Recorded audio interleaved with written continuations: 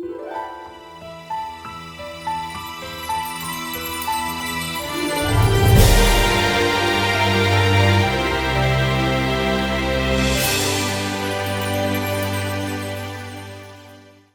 三题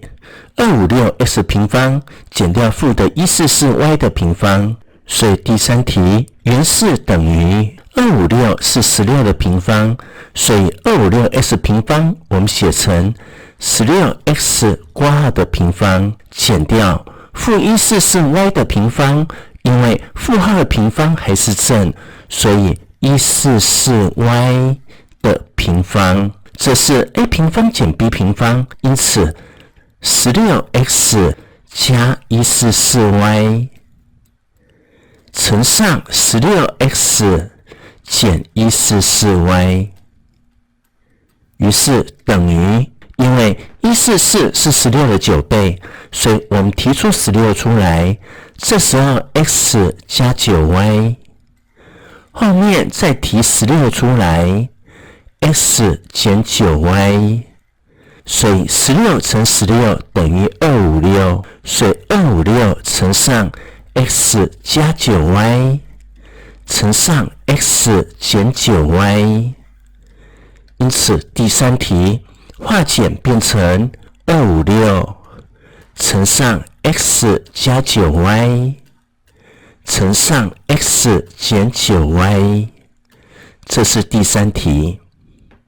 第四题27分之8 a 平方减掉150 b 平方，所以第四题因为27和8都不是完全平方数，所以如果我们把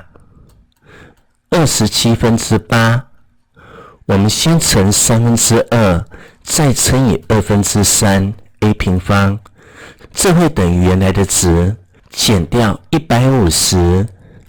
先乘以2/3，再乘以2/3 b 平方，这个数值跟原来不变，于是等于，因为27乘3是81，所以81分之16 a 平方减掉3和150约分，这里是50， 50乘2是100，所以100 b 平方。我们把3/2放在括号外面，所以在外面我们这边乘上3/2，于是因为81分之16 a 平方可以写成9/4 a 的平方，减掉100 b 平方可以写成10 b 的平方，中括号乘以2/3，所以我们把2/3写到前面来，于是等于，这时候2/3乘上 a 平方减 b 平方变成 a 加 b， 所以前面加后面9/4 a 加10 b 乘上9/4 a 减10 b， 这是用平方差的公式展开，于是我们把2/3乘到括号里面，因此2/3乘以9/4会等于2/3，所以2/3 a 加上2/3乘以10等于15，所以加15 b， 这是前项的括号，后面我们照抄9/4 a 减10 b，